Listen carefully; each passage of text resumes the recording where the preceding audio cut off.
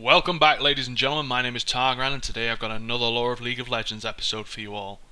As you might have gathered, I've gone and covered most of the major city-states now, with only two left to be done: Piltover and Freljord. Enjoy.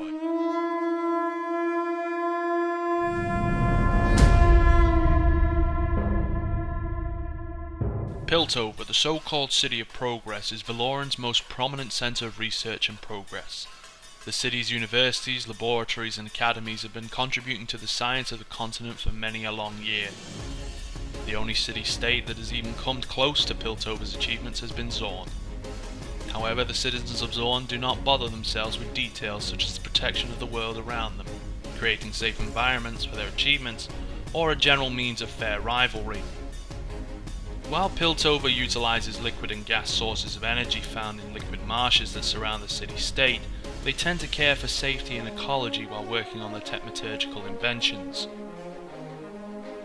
The citizens of Piltover share vast thirsts for knowledge, trying to pursue progress in every possible field, ranging from archaeology to technology, as well as renewable energy resources. There's no bigger pleasure to a Piltover scientist than discovering a new way to expand their horizons by finding a new medicine, creating a new invention, or simply just publishing a new essay. The city-state is ruled by a council of representatives chosen by its citizens. Their main role is to ensure that Piltover will continue to develop and to take all of political conflicts that might arise. Their main focus, however, is to make sure that all inventions are put to good use as soon as possible. A long time ago, Piltover used to be troubled with plunders and thefts.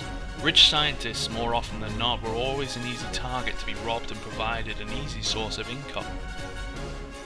That was until the father of young Caitlin had been robbed on his way home.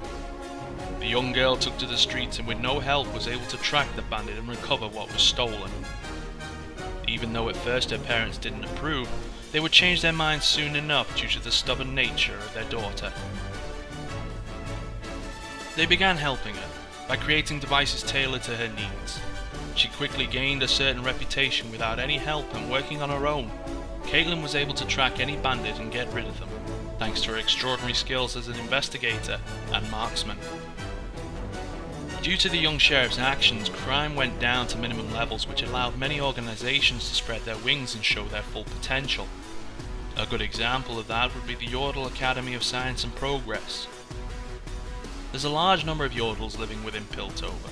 Many of them have come here a long time ago to sate their hunger for knowledge, and led by Heimerdinger, the revered inventor. Since then, due to the government of Piltover's help, Yordles have been able to form a functional institution at the academy. He has taken part in much research and greatly contributed to the development of Hextech and Techmaturgy. The 7 lenses of insight, a pair of goggles increasing the spectrum of view worn by Master Yi, are a good example of Heimerdinger's inventions. Ezreal, the Grand Master Explorer of Piltover, and yet another League champion derived from the city-state, has become somewhat of an icon to the nation's greed for knowledge. Starting his career by completely mapping out the tunnels beneath the city-state, he's since ventured out on many expeditions, often returning with numerous artifacts for study, and many of his adventures have even been published in the form of romantic novels. Freljord is probably the furthest you can get away from traditional forms of a city-state. For a long time has been an unwelcome, dangerous place in the north of Valoran. Covered in thick layers of snow, ice storms and blizzards are a common occurrence. A hostile area of the north has been populated by 3 large tribes: the tribe of the Frost Archer, the Frostguard tribe, and the tribe of the Winter's Claw. While not technically in a state of war, they used to fight each other in smaller skirmishes for various reasons, whether it be for land or the misunderstanding of a trade agreement. When the tribe of the Frostguard had lost their leader due to supposedly natural causes, it was expected for the princess to claim her position. She did. She was quickly crowned the new leader, but during this, shocked her people by claiming she would reach out to the remaining 2 tribes and form an alliance with them. A positive response was received from Ashe, the Frost Archer. She would accept the proposition that the Slanderer issued, agreeing to work under common banner to unite Freljord. However, Sejuani, the Winter's Claw, was not so eager to accept the terms of the alliance. She gathered her troops and travelled further into the mountains. To prevent a surprise attack from Sejuani, Ashe sent out a call for aid from the barbarians at the north, offering them her hospitality and a chance to prove themselves as proud, honourable warriors. After weeks of meetings and discussions, Tryndamere, the barbarian king, had agreed to join his forces with those of the united Freljord. This was beneficial for the alliance, as the barbarians served as a good reason for Sejuani to keep her distance. This drew the attention of the League itself. When representatives of Freljord wanted to join the League previously, they'd been refused the honour as their people were not organised as an official city-state, and no one person could speak for the majority of its citizens. After the joining of the Frostguard and the Frost Archer with the barbarians, they were finally considered a force to be reckoned with. Almost immediately after Freljord had been introduced into the League, the United Tribes chose Ashe as their queen.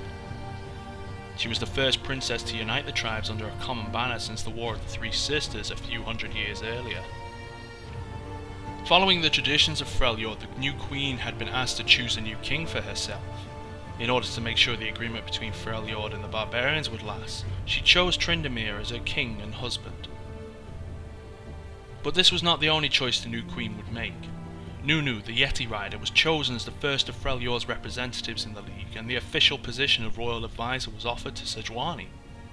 However, she refused, stating she would serve no queen other than herself.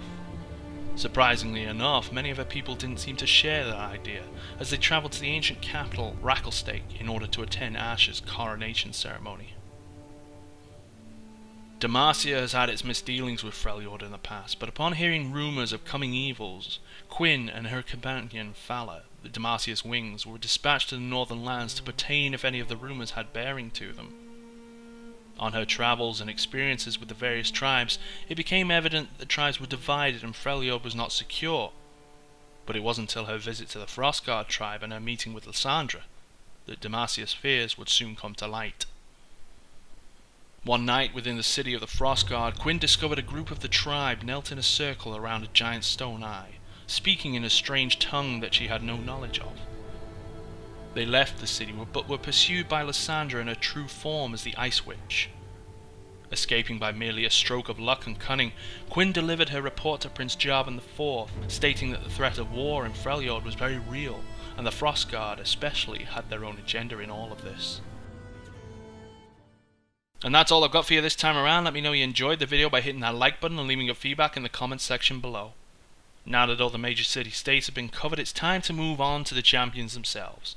With a few to be redone completely because of recent changes and past mistakes, the majority will be being uploaded, hopefully with 2 or 3 on a daily basis. Thanks for watching everyone, and as always, I'll see you next time.